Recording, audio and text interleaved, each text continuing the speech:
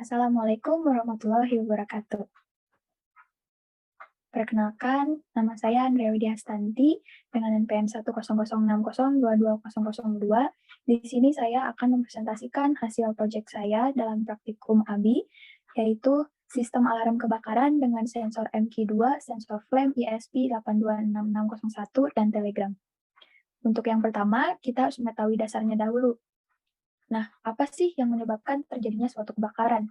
Kebakaran tersebut bisa terjadi karena adanya cairan bahan bakar mulai dari bensin, solar, minyak tanah, dan lainnya. Nah, untuk bisa menghindarinya, jauhkan bahan bakar tersebut dari api dan juga disimpan dengan cara aman. Nah, bisa juga kebakaran tersebut terjadi karena adanya arus pendek listrik dan adanya puntung rokok yang dibuang sembarangan.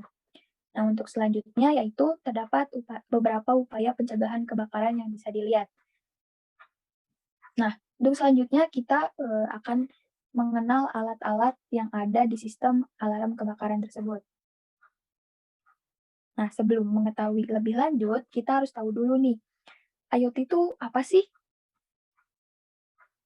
Nah, IoT ini kepanjangan dari Internet of Things, yang artinya merupakan sebuah konsep di mana suatu benda, objek ditanamkan teknologi, seperti sensor, dan juga software untuk memudahkan berkomunikasi, mengendalikan, menghubungkan, dan bertukar data melalui perangkat lain selama masih terhubung dalam internet. Nah, komponen apa saja sih yang saya pakai di sini?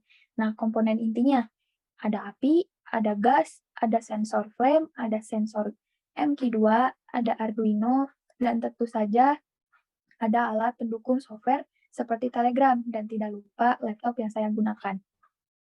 Nah, setelah itu kita harus tahu nih cara kerjanya seperti apa. Nah, yang pertama, untuk rangkaiannya sendiri, saya simulasikan pada aplikasi software.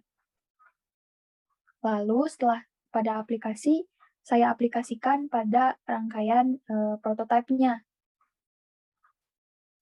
Nah, untuk percobaan pertama yaitu dilakukan seperti percobaan pada MQ2. Nah, jika sensor mendeteksi adanya sebuah gas, maka outputnya akan membesar. Nah, jika tidak terdeteksi adanya sebuah gas, maka output yang dikeluarkan akan kecil atau berada di range yang sudah kita atur pada programnya.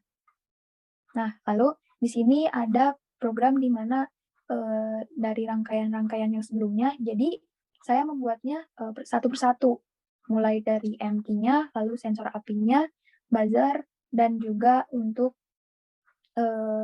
indikatornya yaitu LED. Nah, di sini barulah dijadikan satu untuk simulasi keseluruhannya. Nah, untuk simulasinya seperti ini.